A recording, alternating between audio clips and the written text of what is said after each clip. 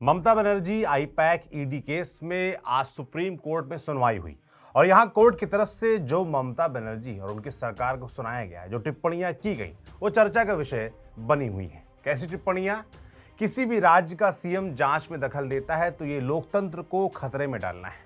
संविधान बनाते समय किसी ने नहीं सोचा होगा कि एक मुख्यमंत्री किसी जांच एजेंसी के दफ्तर में पहुंच जाएगा। और भी काफी कुछ कहा गया। सभी पक्षों की तरफ से बंगाल के हालात पर भी चर्चा हुई। सब समझाएंगे, दिखाएंगे। नमस्ते, मैं सौरभ त्रिपाठी हूं, आप न्यूज पिंच देख रहे हैं। सबसे पहले जान लीजिए कि मामला है क्या। ईडी का आरोप है कि 8 जनवरी 2026 को कोलकाता में आईपैक दफ्तर और उसके को-फाउंडर संबंधित ठिकानों पर छापे के दौरान ममता बनर्जी और कुछ राज्य के अधिकारी बीच में पहुंचे और कार्रवाई में बाधा डाली। ईडी का यह भी आरोप है कि कुछ दस्तावेज और इलेक्ट्रॉनिक सामग्री वहां से ये लोग अपने साथ लेकर चले गए। इसी को लेकर ईडी ने सुप्रीम कोर्ट में याचिका लगाई हुई है। दूसरी तरफ राज पक्ष कहता आ रहा है कि कोई रुकावट नहीं डाली गई जांच में। अब आते हैं आज की सुनवाई पर। सुनवाई हुई जस्टिस प्रशांत कुमार मिश्रा और जस्टिस एन.वी. अंजारिया की बेंच के सामने, जिसमें कोर्ट ने वेस्ट बंगाल सरकार की इस दलील पर कड़ा रुख दिखाया कि ये सिर्फ राज्य बनाम केंद्र का झगड़ा है। कोर्ट ने साफ कहा कि अगर आरोप यह है कि एक सिटिंग चीफ मिनिस्टर ने केंद्रीय एजेंसी की चल रही कार्रवाई में दखल दिया तो उसे सीधा सीधा सेंटर स्टेट डिस्प्यूट कहकर टाला नहीं जा सकता है। चलिए सुनवाई को और विस्तार से आपको समझाते हैं। बंगाल की तरफ से सीनियर एडवोकेट मेनका गुरुस्वामी ने कहा कि यह मामला असल में स्टेट वर्सेस यूनियन नेचर का है, इसलिए इसे आर्टिकल 32 के तहत सीधे सुप्रीम कोर्ट में नहीं लाया जा सकता। सही रास्ता आर्टिकल 131 का सूट है। उन्होंने ये भी कहा कि आर्टिकल 32 मूल अधिकारों के इन्फोर्समेंट के लिए है और ऐसी इंटर डिपार्टमेंटल या इंटर गवर्नमेंटल लड़ाई को इस रास्ते से नहीं लाया जा सकता, यानी दो विभागों या दो सरकारों को झगड़ों को इसके तहत नहीं लाना चाहिए। अब कोर्ट ने इस पर क्या कहा? जस्टिस मिश्रा ने इस पर पूछा कि इसमें राज्य का कौन सा अधिकार इन्वॉल्व है और कहा कि you can not walk in, मतलब कोई मुख्यमंत्री चल रही जांच इंक्वायरी के बीच यूं नहीं घुस सकता और फिर उसे राज्य केंद्र विवाद बताया जाए। कोर्ट ने यह भी कहा कि अगर कोई मंत्री मुख्यमंत्री ऐसी कार्रवाई में दखल दे और फिर इसे सेंटर स्टेट डिस्प्यूट बताया जाए तो ये लोकतांत्रिक व्यवस्था को खतरे में डालने जैसा है।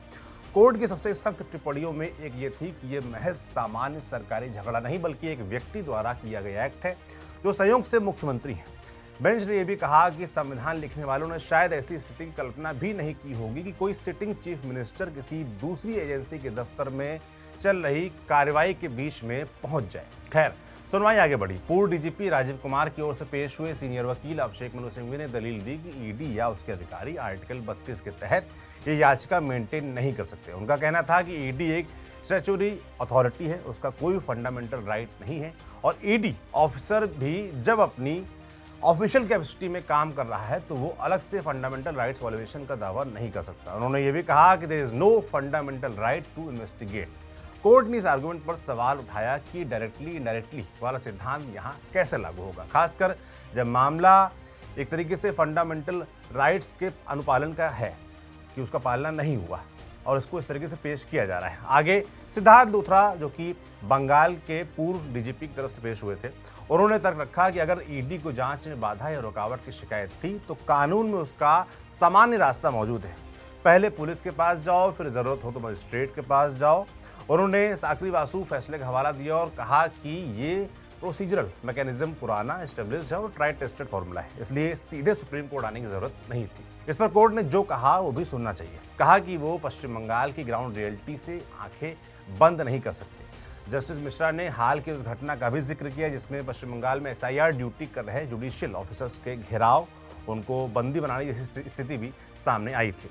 कोर्ट ने कहा कि ये मामूली लिटिगेशन नहीं है बल्कि एक्स्ट्रा ऑर्डिनरी सिचुएशन है, इसलिए ईडी को ये कह देना कि जाओ मजिस्ट्रेट के पास उतना आसान नहीं है। कुल मिलाकर कोर्ट आज ममता सरकार को डांट लगाने के मूड में दिखी, उसके तर्कों को भी खारिज करती दिखी। खैर, अभी तक कोई अंतिम फैसला या आदेश नहीं आया है तो सुनवाई जारी रहेगी, मगर कोर्ट ने जो आज कड़ी मौखिक टिप्पणियां की, राज्य के पक्षों को जो उनके दावे थे उन पर सख्त सवाल उठाए, उनकी चर्चा आज खूब हो रही है।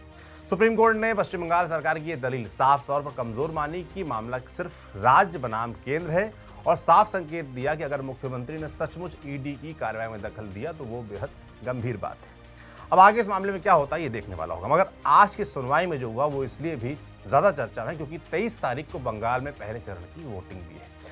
अब वोटिंग और चुनाव यानी राजनीति की बात आ गई है तो एक बात और समझ लेनी चाहिए। एक सवाल है जो लगातार उठता रहता है केंद्रीय एजेंसियों की इस तरह की कार्रवाइयों पर, उनकी रेड्स पर। खास तौर पर चुनाव करीब आते ही जब एजेंसियां तेजी दिखाती हैं तो इसे और राजनीतिक चश्मे से देखा जाने लगता है। विपक्ष लगातार केंद्र सरकार पर एजेंसियों के दुरुपयोग या कह लें राजनीतिक उपयोग का आरोप लगाता रहता है। आप हर चुनाव में देखते हैं।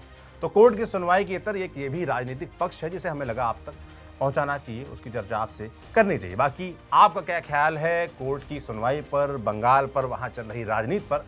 कमेंट बॉक्स में लिखकर जरूर बताएं। बाकी हमारे साथी अभिनव पांडे बंगाल से ग्राउंड रिपोर्ट्स लगातार ला रहे हैं, उनको अगर नहीं देखा है तो हमारे यूट्यूब चैनल पर जाकर जरूर देखें। न्यूज पिंच को सब्सक्राइब करें, फॉलो करें, अपने दोस्तों के साथ शेयर करें। मेरा नाम सौरभ त्रिपाठी, कैमरे के पीछे ऋषि है। शुक्रिया।